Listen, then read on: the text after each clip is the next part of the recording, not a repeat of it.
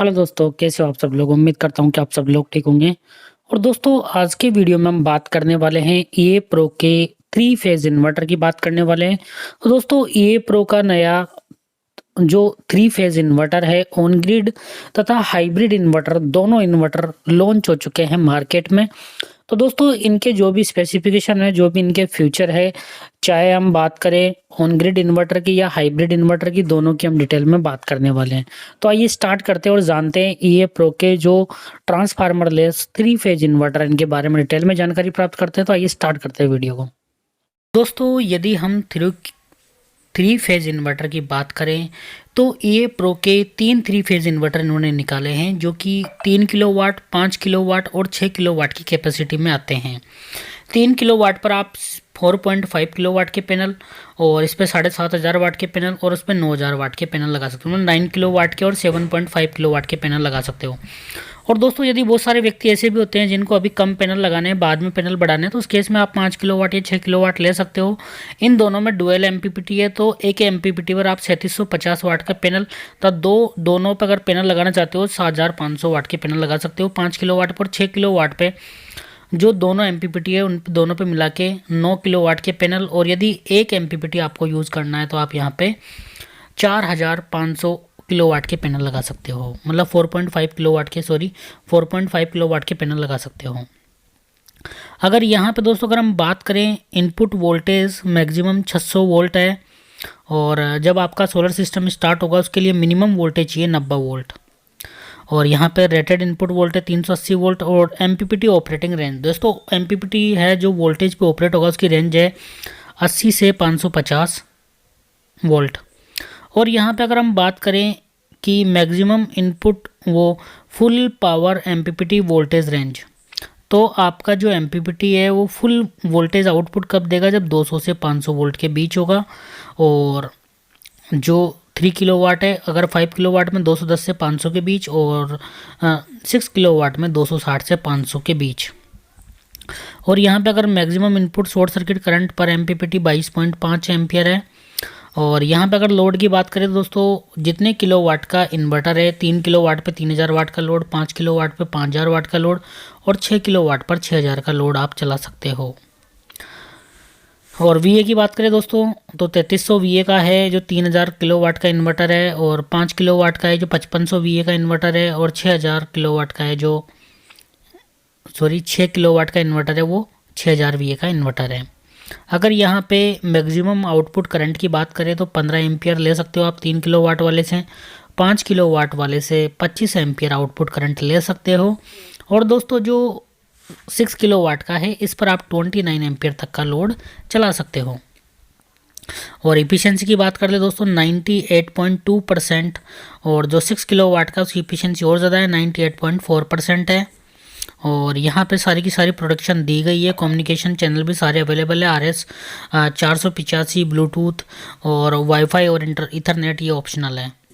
यहाँ पे IP65 rating है, जो कि बरसात और धूल मिट्टी से इसको बचाएगा। और दोस्तों, यदि वेट की बात करें, 3 किलोवाट और जो 5 किलोवाट है, इसका वेट है 9.2 kg। और 6 किलोवाट का वेट है 10 किलो का इन्वर्टर है।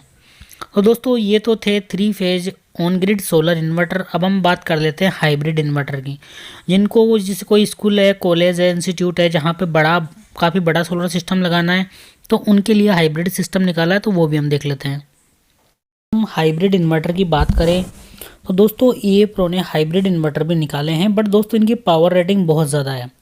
अगर यहाँ पे various operational mode for optimal performance और 2 एमपीपीटी है, तो यहाँ पे आप सिंगल एमपीपीटी भी यूज़ कर सकते हो, डुअल एमपीपीटी भी यूज़ कर सकते हो।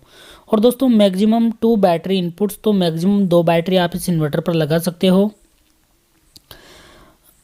तो off grid output can be connected to unbalance load and separately 3 phase produce in supported multiple parallel system, more flexible system solution, fully digital operation enabling higher control accuracy. अगर दोस्तों यहाँ पे बात करें तो यहाँ पे 3 फेज इन्वर्टर है। और जो हाइब्रिड इन्वर्टर है, इसमें दोस्तों छोटे इन्वर्टर अवेलेबल नहीं है। यहाँ पे 15 किलोवाट का और 20 किलोवाट का इन्वर्टर है। और दोस्तों, यहाँ पे अगर बैटरी की बात करें तो दोस्तों, बैटरी का जो सपोर्ट है, इसमें लेड एसिड तथा लिथियम आयन बैटरी का सपोर्ट दिया गया है।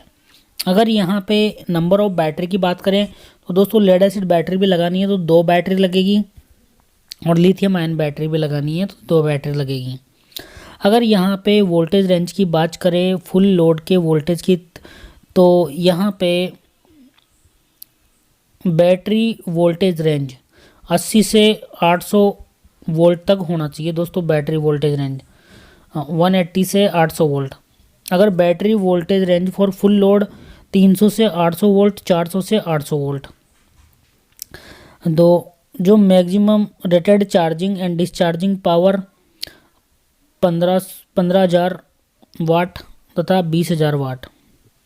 Maximum charging and discharging current 50 या 25 एम्पियर होगा, और पीक डिस्चार्जिंग करंट 35-70 होगा या 60 एम्पियर होगा।